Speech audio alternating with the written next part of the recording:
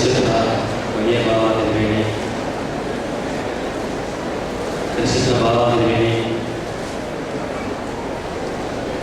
കോട്ടയം ഉദാസന ഇടവകയുടെ വിവിധ യുവനത്തിന് വേണ്ടി ഒന്നിരായ പിതാക്കന്മാരെ, ഒന്നിരായ ഓർഗനിസ്തോപ്പ അച്ഛന്മാരെ, ഒന്നിരായ അമ്പാച്ചന്മാരെ, ശ്രേഷ്ഠരായ വൈദികരെ, ബഹുമാന്യരായ കന്യാസ്ത്രീകളെ, സ്നേഹമുള്ള മാതാപിതാക്കന്മാരെ, സഹോദരി സഹോദരങ്ങളെ, ക്രിസ്തുവിൽ ഏവർക്കും എൻ്റെ സ്നേഹമാണ്. വളരെയേറെ മാനസിക സംഘർഷത്തോടുകൂടിയാണ് ഞാനിവിടെ നോക്കുന്നത്. പരിശുദ്ധനായ പാപ്പാട് തിരുമേനിയുടെയും ഒന്നിരായ മറ്റ് പിതാക്കന്മാരുടെയും ഒക്കെ ആത്മീയ സാന്നിധ്യവും ഈ പരിശുദ്ധ പിതാവിനെ കുറിച്ച് ഏറെ അറിവുള്ള പിതാക്കന്മാരും അതുപോലെ തന്നെ കൂടെ നടന്നും സംസാരം കേട്ടും അനുഭവം കൊണ്ടും ഈ പരിശുദ്ധനെ പറ്റി ഏറെ അറിവുള്ള ഒരു വലിയ ജനസമൂഹവും, അതിനിടയിൽ ഈ പരിശുദ്ധനെ കുറിച്ച് ഏറ്റവും അറിവ് കുറഞ്ഞവനായ ഞാനിവിടെ നിൽക്കുമ്പോൾ എനിക്കേറെ പരിഭവവും അതിലേറെ വലിയ മാനസിക സംഘർഷവുമുണ്ട്. ഈ പിതാവിനെ കുറിച്ച് ഞാൻ അറിയുന്നത് 1981 കോട്ടയത്ത് ബസിലിയസ് സ്കൂളിൽ അധ്യാപകനായി വന്ന് 85 ഈ പിതാവിന്റെ നാമത്തിലുള്ള കുര്യാക്കോസ് ഗ്രിഗോറിയസ് കോളേജിലെ അധ്യാപകനായി വന്നതിന് ശേഷമാണ്. അന്ന് മുതൽ ഈ പരിശുദ്ധ പിതാവിനെ കുറിച്ച് ധാരാളമായി കേൾക്കുന്നു. അരിവിശേഷൻ PC യോഹന്നാൻ ഉപാസൻ എവിടെ വെച്ച് കണ്ടാൽ 2 വാചകം പറഞ്ഞാൽ അതൊന്ന് പാപ്പാട് തിരുമേനിയെ കുറിച്ചാണ്. ഈ ചുറ്റുപാടുള്ള പ്രായമുള്ളവരെയും ഈ ദയാലയവുമായി ബന്ധപ്പെട്ട ആരെയും കുറിച്ച് ആരെയും കൂടി സംസാരിക്കുമ്പോൾ പരിശുദ്ധനായ പാപ്പാട് തിരുമേനിയെ കുറിച്ച് വാദവരാൾ സംസാരിക്കും. അത്തരത്തിൽ കിട്ടിയ ചെറിയ അറിവുകളും ചില പുസ്തകങ്ങൾ കിട്ടിയ അറിവുകൾ മാത്രമാണ് എനിക്ക് പരിശുദ്ധനായ പാപ്പാട് തിരുമേനിയെ കുറിച്ചുള്ള അറിവുകൾ. പക്ഷേ ഈ കുന്നിൽപ്പുറത്ത് ഈ ദേവാലയം ചേർന്നുള്ള സ്ഥാപനത്തിൽ ജോലി ചെയ്യാൻ വന്നതിന് ശേഷം ലഭിച്ച അനുഭവങ്ങൾ കണക്കിലെടുക്കുമ്പോൾ ഈ തിരുമേനിയെ കുറിച്ച് ഏറെ പഠിക്കുവാനായിട്ട് സാധിച്ചു. ഏതാനും ചില ചിന്തകളും എൻ്റെ അനുഭവങ്ങളും പങ്കുവച്ചുകൊണ്ട് ഞാൻ അവസാനിപ്പിച്ചുകൊള്ളാം. ഭാഗ്യസ്മരണായ തിരുമേനിയുടെ പ്രാർത്ഥന കൊണ്ടും പാദസ്പർശം കൊണ്ടും ധ്യാനമനനം കൊണ്ടും പുണ്യപൂരിതമായ ഈ ദേവാലയത്തിൽ ഒരു അനുസ്മരണം നടത്തുവാൻ ലഭിച്ച അനുഗ്രഹത്തിനായി ദൈവത്തെ സ്തുതിക്കുകയാണ്. എനിക്ക് ഈ അവസരം എന്നെ വിളിച്ചു തന്നത് അഭിമന്യ യുവാന തിരുമേനിയാണ്. ഒരുപക്ഷെ പാമ്പാട് തിരുമേനി എളിയവരെ കരുതുന്നതുകൊണ്ടായിരിക്കും എളിയവനായ എന്നെ തിരുമേനി വിളിച്ച് ഈ ദൗത്യം ഏൽപ്പിച്ചത്. സംഗീതക്കാരൻ പറയുന്നു, അപ്പൻ നമ്മളോട് കരുണ തോന്നുന്നത് പോലെ യഹോവയ്ക്ക് തന്റെ ഭക്തനോട് കരുണ തോന്നുന്നു. ദൈവഭക്തി കൊണ്ട് ദൈവകരുണ അളവില്ലാതെ ലഭിച്ച ആളാണ് തിരുമേനി. കർമ്മങ്ങളാൽ ശുദ്ധി നേടിയവരാണ് തിരുമേനി. തന്റെ സന്നാതന പ്രവൃത്തി കൊണ്ട് മാനസികമായും ഇന്ദ്രിയ വിഗ്രഹത്താൽ ശാരീരികമായും ദാന ധർമാദികൾ കൊണ്ട് പ്രവർത്തന മണ്ഡലങ്ങളിലും ശുദ്ധനായ പിതാവാണ് ഈ വിശുദ്ധൻ. ഇതിനെപ്പറ്റി കൂടുതൽ വിശദീകരണം ഞാൻ പോകുന്നില്ല, കാരണം സമയം അതിക്രമിച്ചിരിക്കുന്നു. കോട്ടയം ജില്ലയിൽ കരുണാമൻ കുടുംബത്തിൽ മൂലക്കര ശാഖയിൽ പേഴമരം വീട്ടിൽ ചാക്കോയുടെയും ഇളച്ചിയുടെയും മക്കളിൽ അഞ്ചാമനായി 1885 ഏപ്രിൽ 4 പൂജാവനായി. 14 ജനിച്ച കുഞ്ഞിനെ കുഞ്ഞിന്റെ കരച്ചിലിൽ പോലും ദിവ്യത്വമുള്ളതായി രേഖപ്പെടുത്തിയിരിക്കുന്നു. നമുക്കറിയാം, കൊച്ചുകുട്ടികൾ ജനിക്കുമ്പോൾ അവരെ കരച്ചിൽ ചില പ്രത്യേകതകളുണ്ട്. വലിയ ആളുകൾ കരയുന്നത് പോലെ അല്ല കരയുന്നത്. സുരക്ഷിതമായി കിടന്നിരുന്ന അമ്മയുടെ ഉദരത്തിൽ നിന്ന് പുറത്തു വന്ന കുഞ്ഞ് എന്തിനോ വേണ്ടി ദാഹിച്ച് കരയുന്നത് പോലെ ആ പ്രത്യേക കരച്ചിലിൽ ഈ പരിശുദ്ധൻ ജനിച്ചപ്പോൾ തൊട്ടടുത്ത് താമസിച്ചിരുന്ന ഒരു സന്യാസി പറഞ്ഞു, ഈ കുഞ്ഞ് വലിയവനാകും, ഈ കുഞ്ഞിന് ദിവ്യശക്തി ഉണ്ടാകും. അതാണ് ആ രേഖപ്പെടുത്തിയത് കാണാനിടയായത്. പ്രാർത്ഥനാവിഷ്ടമായിരുന്നു ബാല്യകാലം. C.G. രാമപിള്ളയുടെ മഠത്തിലാശാന്റെ ശിഷ്യത്വം സ്വീകരിച്ചു. ദേവാലയ മുറ്റത്തെ ഗോവിസർജം നീക്കം ചെയ്ത കാലുകളെ മേച്ച് നടന്ന ബാലനെ കടവിൽ പൗലോസ് മാർപ്പാനോസ് തിരുമേനി ദൈവശുശ്രൂഷയ്ക്കായി വിളിച്ചടിപ്പിച്ചു. 1899 ഫെബ്രുവരി സിംഹാസവട്ടം, 1906 ജൂലൈ 28 കശീശ, 1906 ജൂലൈ 21 റംബാസ്ഥാനം, 1929 ഫെബ്രുവരി 16 മെത്രാപ്പോലിത്ത എന്നീ സ്ഥാനങ്ങളിലേക്ക് ഉയർത്തപ്പെട്ടു. 1965 ഏപ്രിൽ 4 അർദ്ധരാത്രി ഈ ലോകത്തോട് വിട പറഞ്ഞു. പരിശുദ്ധ പാപ്പാടത്തിന് വേണ്ടിയും പരിശുദ്ധ പരിഗണനത്തിന് വേണ്ടിയും ഈ ജീവിത രീതികൾ തുലനപ്പെടുത്തപ്പോൾ ധാരാളം സമാനതകൾ ഉള്ളതായി കാണാവുന്നതാണ്. ബാല്യകാലവും യൗവനകാലവും പൗരോഹിത്യകാലവും ഒക്കെ ഏറെ യോജിച്ചതായി കാണപ്പെടുന്നു. അതിനാൽ പേരുകളിൽ തന്നെ ഒരു ഒരുമ കാണുന്നു. ഏലിയാവിന്റെ പുതപ്പ് തന്റെ അരിമശിഷ്യനായ ഏലീശായി ലഭിച്ചതുപോലെ പരിശുദ്ധ തിരുമേനിയുടെ പരിമള തിരുമേനിയുടെ അംശവസ്ത്രത്തിന്റെ ഭാഗമായ അംശവഴി ഈ പരിശുദ്ധനെ ലഭിച്ചതും ഇന്നും പിൻഗാമിയെ കാത്ത് ഇവിടെ തന്നെ നിലനിൽക്കുന്നു. പരിശുദ്ധ പാമ്പാഴത്തിന് വേണ്ടി പ്രാർത്ഥനയുടെയും സ്നേഹത്തിന്റെയും കാരുണ്യത്തിന്റെയും പ്രതീകമായിരുന്നു. എല്ലാ മനുഷ്യരെയും ദൈവ സൃഷ്ടികളായി പുണ്യപിതാവ് സ്നേഹിച്ചിരുന്നു. തിരുമേനിയുടെ അനുഗ്രഹത്താൽ എത്രയോ ആളുകൾ ആനന്ദിച്ച് ആശ്വസിച്ച് തൃപ്തരായി ദൈവത്തെ സ്തുതിക്കുന്നു. ക്രിസ്തുവിനെ ജീവിതത്തിൽ പ്രതിഫലിപ്പിക്കുകയായിരുന്നു തിരുമേനിയുടെ ജീവിത ലക്ഷ്യം. ഞാനോ കുറയണം, അവനോ വളരണം എന്ന തത്വത്തെ അദ്ദേഹം മുറുകെ പിടിച്ചു. സ്നേഹത്തിന്റെയും സേവനത്തിന്റെയും പര്യായമായി തിരുമേനി ജീവിച്ചിരുന്നപ്പോൾ പിന്നീട് ലാളിത്യത്തിൽ നിറഞ്ഞ പ്രപഞ്ച ജീവിതത്തിൽ സുഗന്ധം പരത്തിയിരുന്നു. പ്രാർത്ഥന, ഉപവാസം, പ്രധാനുഷ്ഠാനം, ആരാധന എന്നിവയ്ക്ക് മുൻതൂക്കം നൽകി ജീവിച്ചു. കൂടുതൽ എക്സ്പ്ലനേഷൻ ഞാൻ മുതിരുന്നില്ല. ആദിത്യ സൽക്കാരവും ദരിദ്രരോടുള്ള ആദരവയും തിരുമേനിയുടെ ജീവിതം പവിത്രമാക്കി തീർത്തു. സുറിയാനി ഭാഷയിൽ അദ്ദേഹത്തിന് തികഞ്ഞ പാണ്ഡിത്യമുണ്ടായിരുന്നു. ഇമ്പമാർന്ന ആരാധന, പതിഞ്ഞ ശബ്ദത്തിൽ ആത്മീയ ചിന്ത ഉണർത്തുന്ന പ്രഭാഷണം, ദാനധർമ്മം, പ്രകൃതി സ്നേഹം ഇവയെല്ലാം ഈ ദൈവപുരുഷന്റെ സ്വഭാവ പ്രത്യേകതകളായിരുന്നു.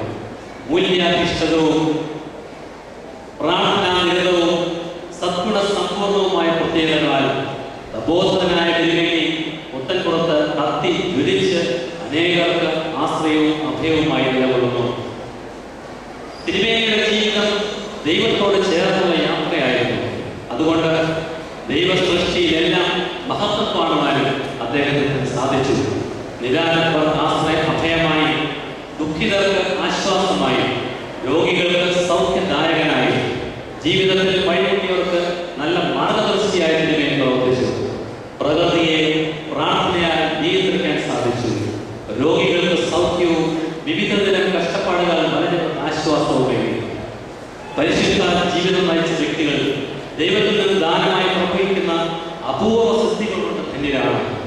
ദൈവത്തിൽ നിന്നുള്ള ശക്തി അനേകരിലേക്ക് സംഭവിക്കാനുള്ള ഉപകരണങ്ങളായി അവർ വർദ്ധിക്കുന്നു. അയൽക്കാരനെ നിന്നെപ്പോലെ സ്നേഹിക്കുക എന്ന ക്രിസ്തുവിന്റെ ജീവിച്ചിരുന്ന മാതൃകയായിരുന്നു തിരുമേനി.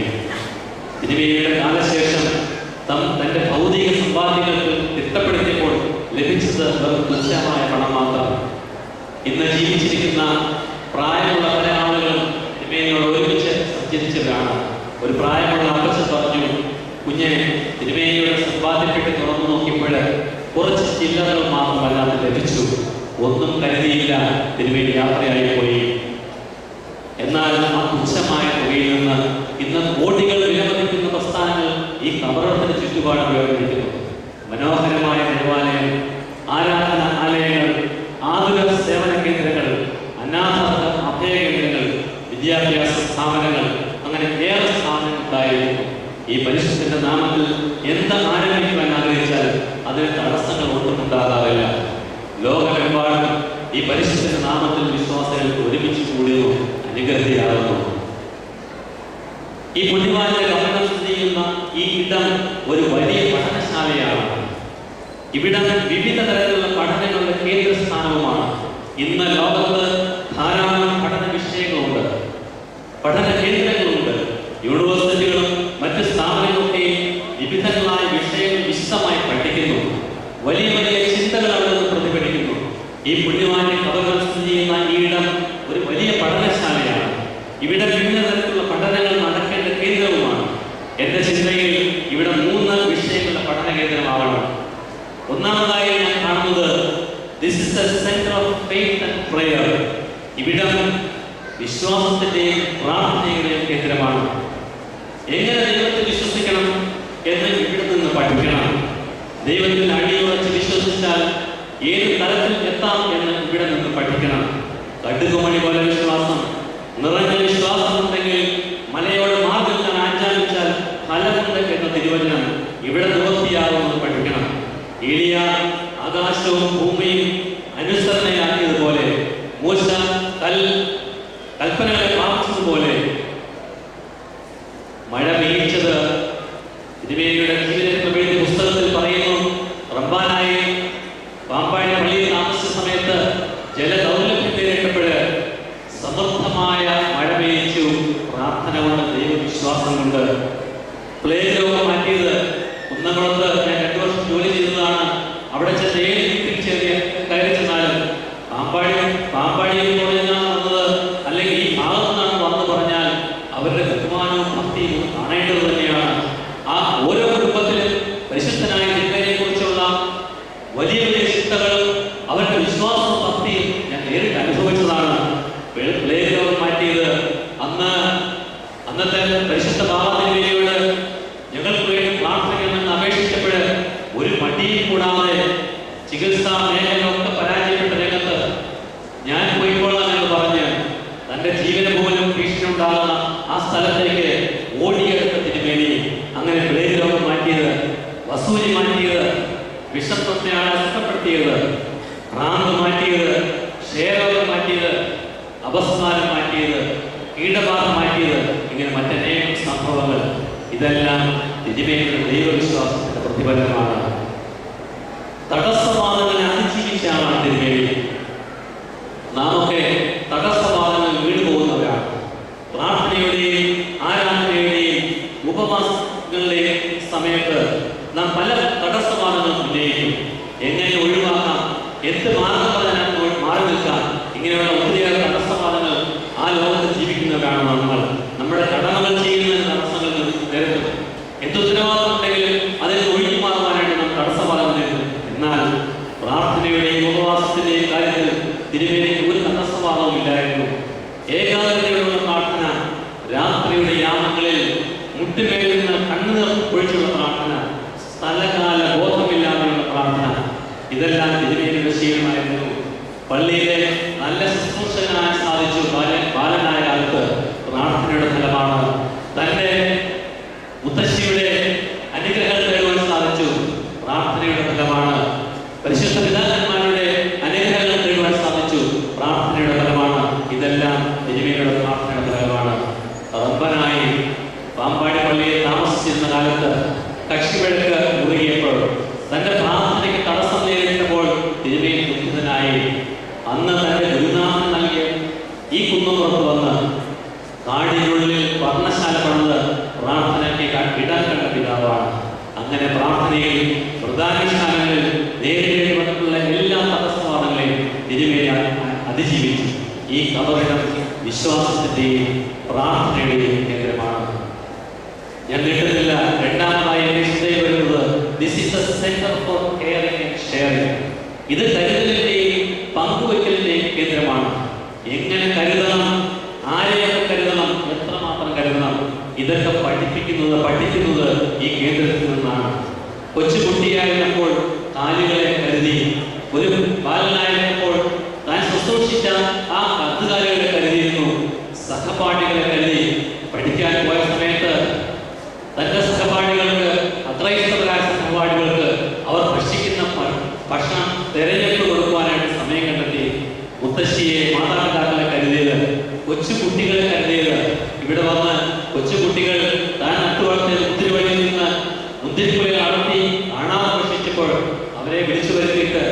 ഇത് നിങ്ങൾക്കായി കരുതിയതാണ് എന്ന് പറഞ്ഞ് കൊടുത്ത ആ പിതാവ് ശിഷ്യരെ കരുതിയത് ഒന്നിനായ റബ്ബാച്ചൻ നാവിടെത്താൽ ആ പിതാവിനെ കുറിച്ച് അനുസ്മരിക്കും. ഏത് ശിഷ്യനാണ് ഇത്രമാത്രം പറയുവാൻ സാധിക്കുക ഒരു ഗുരുവിനെ പറ്റി?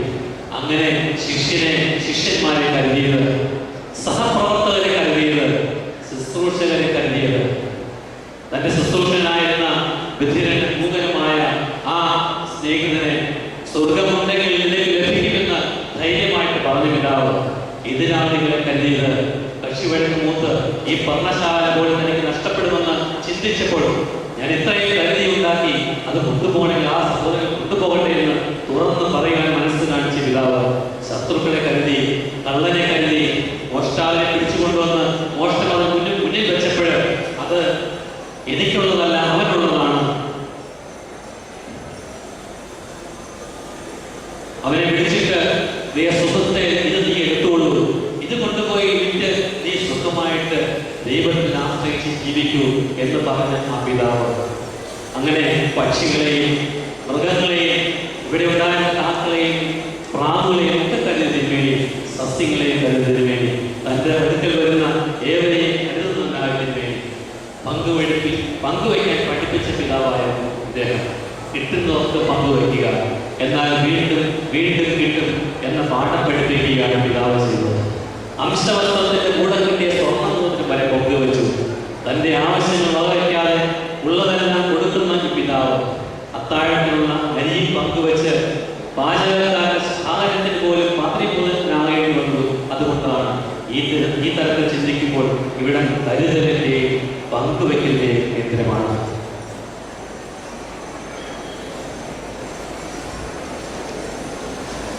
മൂന്നാമതായി ഞാൻ കരുതുന്നത് this is A centre for piece and theocracy. ഇത് സമാധാനത്തിന്റെയും ഏകമതത്വത്തിന്റെയും കേന്ദ്രമാണ്. ദുഃഖം പേറി ഭാരം ചുമന്ന് ഇവിടെ എത്തുന്നവർക്ക് സമാധാനം ലഭിക്കുന്നു. ദുഃഖവും ഭാരവും ഇവിടെ ഇറക്കി വയ്ക്കുവാൻ ഇടം തരുന്നു. സമാധാനത്തോടെ ഉത്സാഹത്തോടെ മടങ്ങിപ്പോകുവാൻ സാധിക്കുന്നു. ഈ കയറി വരുന്നവർക്ക് ഏവർക്കും ഉണ്ടാകുന്ന അനുഭവമാണിത്.